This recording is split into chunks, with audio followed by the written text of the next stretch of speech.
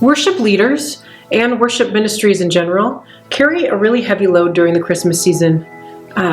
We have special music and extra rehearsals and kids pageants and sometimes even choirs that we get to work with in this season, which is really beautiful. We get to participate in a lot of really beautiful things, but it also, in the busyness, can mean that we are losing our focus and our time with the Lord.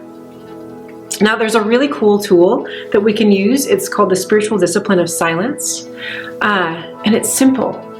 It can be as easy as sitting down, getting comfortable, and just entering the presence of the Lord.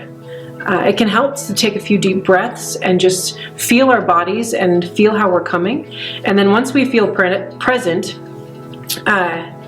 we simply acknowledge that we are in the long and loving gaze of our Lord, and that He is good, and that nothing that we can do can remove us from His presence. And then in that acknowledgement, we just rest. Sometimes the Lord will want to say some things to us when we give Him some space to do so, or He could really say nothing and just rest with us. But the point is that we are coming to His presence and letting Him have His agenda instead of bringing our own agenda and all the things we need to Him. And we're letting Him work, and we're giving Him space. It doesn't have to be fancy. I can say that one of the most fruitful times that I have in silence is I routinely take some time when I pick up my children from school, because I usually have 5 or 10 minutes where I'm just waiting in the parking lot. And instead of grabbing my phone or turning on the radio, I just enter the Lord's presence and sit with Him. And then when my kids get in the car, the silence is over. Typically His presence will carry on with us, but the silence is done and we just move on with the day.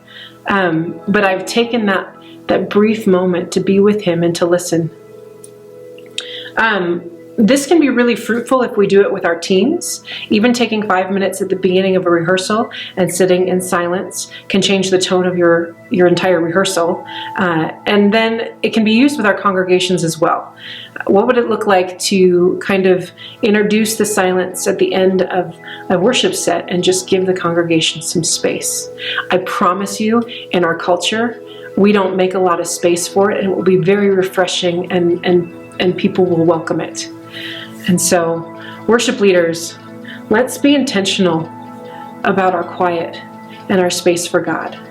I promise it will be fruitful.